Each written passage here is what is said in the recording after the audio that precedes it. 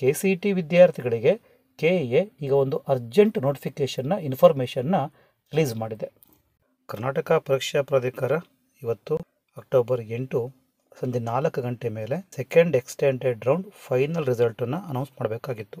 But ನಿನ್ನೆ ಪ್ರಕಟಿಸಿದ provisional ರಿಸಲ್ಟಲ್ಲಿ nearly 140 ಸ್ಟೂಡೆಂಟ್ಸ್ಗೆ ಸೀಟ್ ಅಲಾಟ್ ಆಗಿರಲಿಲ್ಲ. ಚಾಯ್ಸ್ 2 ಸೆಲೆಕ್ಟ್ ಮಾಡ್ಕೊಂಡಿದ್ರು, ಆ ವಿದ್ಯಾರ್ಥಿಗಳಿಗೆ ಯಾವುದೇ ಸೀಟು ಅಲಾಟ್ ಆಗಿರಲಿಲ್ಲ. ಸಪೋಸ್ ಏನಾದರೂ ಸೆಕೆಂಡ್ ಎಕ್ಸ್ಟೆಂಡೆಡ್ ರೌಂಡಲ್ಲಿ ಹೊಸ ಕಾಲೇಜ್ ಅಲಾಟ್ ಆಗದಲ್ಲೇ ಇದ್ದರೂ ಚಾಯ್ಸ್ 2 ಸೆಲೆಕ್ಟ್ ಮಾಡಿಕೊಂಡಿರೋ ವಿದ್ಯಾರ್ಥಿಗಳಿಗೆ ಸೆಕೆಂಡ್ ರೌಂಡ್ನಲ್ಲಿ ಅಲಾಟ್ ಆಗಿದ್ದ ಕಾಲೇಜು ಇರಬೇಕಾಗಿತ್ತು. ಬಟ್ ಪ್ರಾವಿಷನಲ್ ರಿಸಲ್ಟಲ್ಲಿ ಯಾವುದೇ ಸೀಟು ಅಲಾಟ್ ಆಗಿರಲಿಲ್ಲ. Due to some technical problem ಅಂತ ಕೆ ಎ ಹೇಳ್ತಾ ಇದೆ.